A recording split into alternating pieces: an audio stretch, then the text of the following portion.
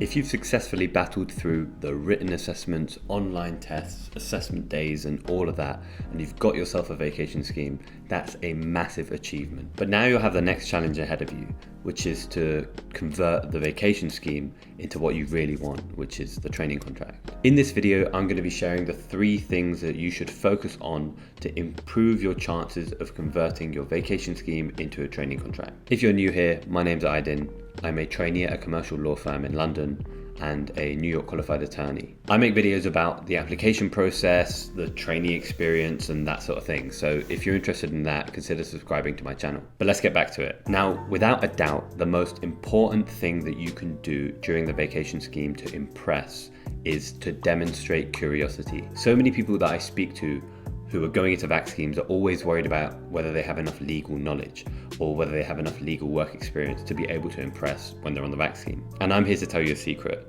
No one who's on the VAC scheme has any useful legal knowledge.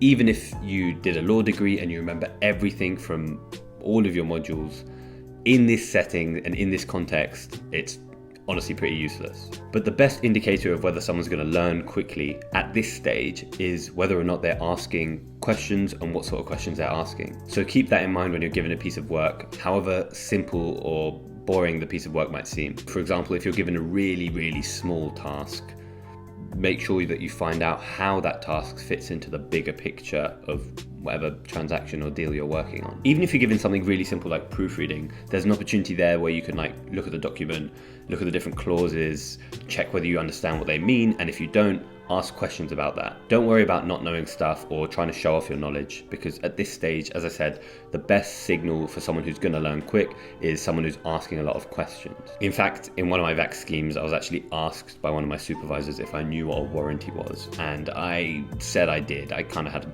vague clue and I said I did, and they asked me another question and it became pretty obvious that I didn't really know exactly what it is, and I looked like an idiot. Don't do that, it's not good.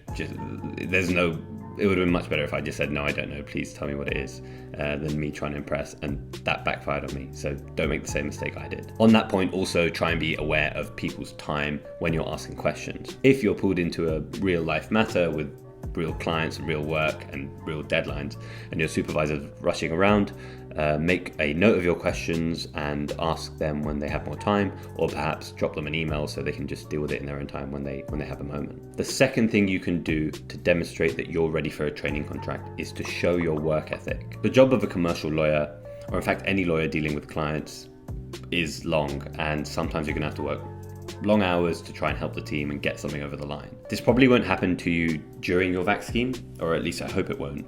But there are still ways that you can show that you have the work ethic to help the team if it was needed. And there are loads of ways you could do this. One way that I would do it is when I was in the VAC scheme, before logging off at the end of the day, I would check in with my supervisor and other people in the team to see if there's anything else they needed help with before I switched off. This showed them that I was willing to work hard and I would have been happy to stay if there was anything to do. It also signaled to them that I was done and I wanted to go home, and I never actually got extra work.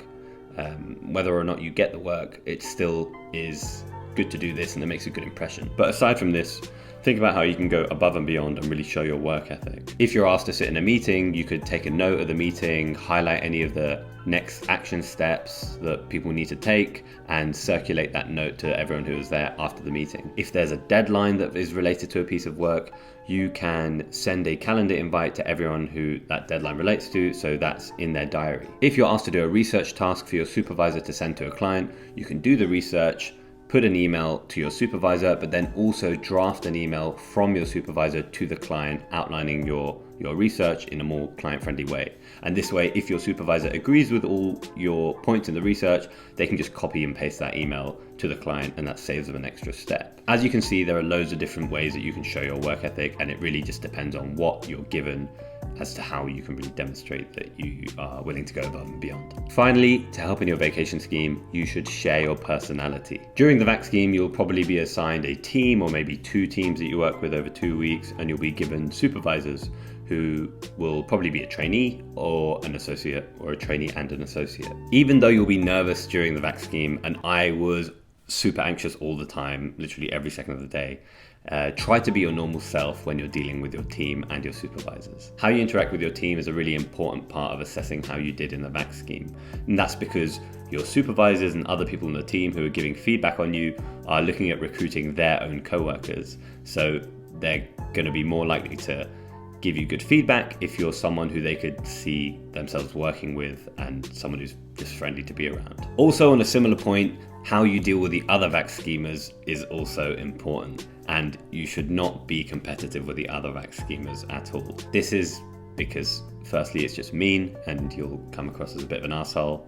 But secondly, it will actually hurt your chances of doing well in the VAC scheme, because if anyone picks up on it, they'll see that you're not a team player and that's not the sort of person they want at the firm. So that brings us to the end of this video. To summarize, the 3 things that you need to focus on to improve your chances of turning your VAC scheme into a training contract are demonstrating your curiosity, showing your work ethic, and sharing your personality. You can see that none of these are to do with law or your technical knowledge. So whether you studied law or whether you studied something else, it's not going to make much of a difference at that stage. Also, I just remembered a bonus tip which I need to share, and that is to always carry a pen and pad of paper with you throughout the VAC scheme, all the time, wherever you go, every second of the day, always. This is because when you're walking around, someone in your team might see you and tell you to do something and you just won't remember what they said when it comes to doing it. This is my pad. This is something that I still do when I walk around the office, and it's saved me a bunch of times. I hope these tips have been useful and they really do help you out. It's honestly a massive achievement to get onto a VAC scheme. I know how competitive they are,